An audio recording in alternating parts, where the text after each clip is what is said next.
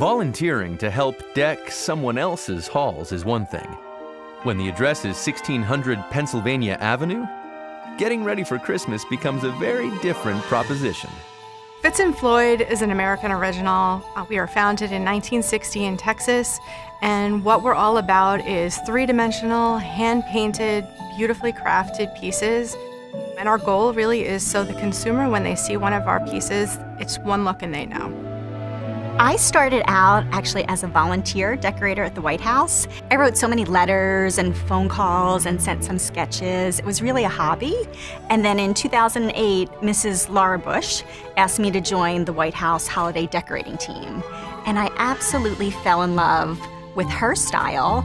And then I was wondering, what about the other first ladies? What kind of holiday style did they have? I started researching it, and I found all this amazing material about our first families, our first ladies, how they celebrated Christmas. What I found was a really great jumping off point for learning about the Christmas decorations was Mrs. Kennedy.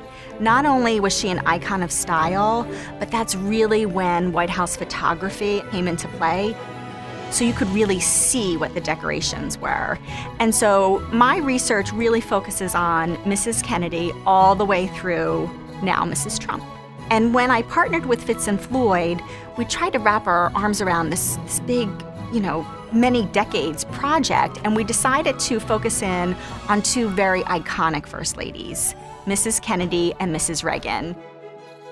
The stories of Christmas at the White House are chronicles of the most personal and intimate of family celebrations, and they're revealed in the most unexpected ways. So every product in the First Lady's line is inspired by a true story that happened at the White House.